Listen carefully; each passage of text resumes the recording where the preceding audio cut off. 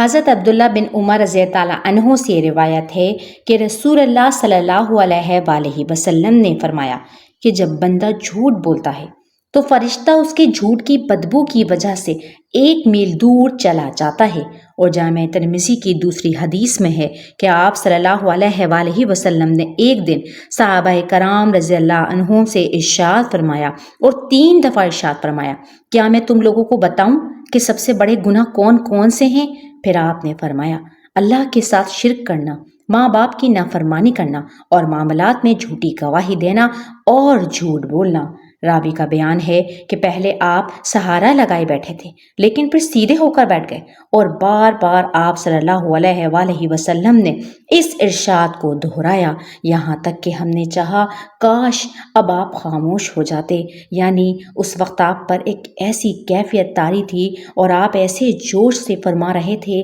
کہ ہم محسوس کر رہے تھے کہ آپ صلی اللہ علیہ وآلہ وسلم کے قلب مبارک پر اس وقت بڑا بوجھ ہے، اس لیے جی چاہتا تھا کہ اس وقت آپ خاموش ہو جائیں اور اپنے دل پر اتنا بوجھ نہ ڈالیں۔ حضرت ابو امامہ رضی اللہ عنہ سے روایت ہے کہ رسول اللہ صلی اللہ علیہ وآلہ وسلم نے فرمایا کہ جس شخص نے قسم کھا کر کسی مسلمان کا حق ناجائز طور سے مار لیا تو اللہ نے ایسے آدمی کے لیے دوزخ واجب کر دی ہے اور جنت کو اس پر حرام کر دیا ہے۔ حاضرین میں سے کسی شخص نے عرض کیا، یا رسول اللہ، اگرچہ وہ کوئی معمولی ہی چیز ہو، اگر کسی نے کسی کی بہت معمولی سی چیز قسم کھا کر ناجائز طور سے حاصل کر لی تو کیا اس صورت میں بھی دوزخ اس کے لیے واجب اور جنت اس پر حرام ہوگی؟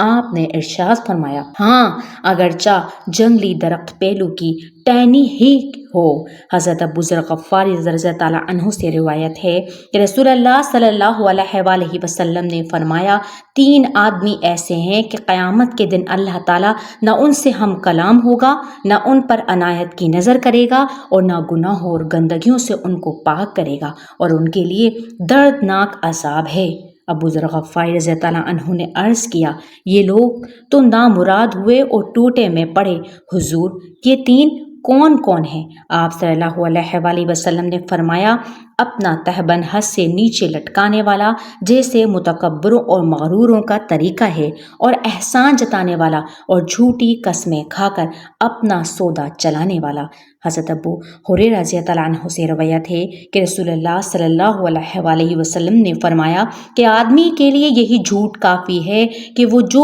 کچھ سنے اسے بلا تحقیق بیان کرتا پھرے۔ حضرت عبداللہ بن مسعود رضی اللہ عنہ سے روایت ہے کہ رسول اللہ صلی اللہ علیہ وآلہ وسلم نے ارشاد فرمایا،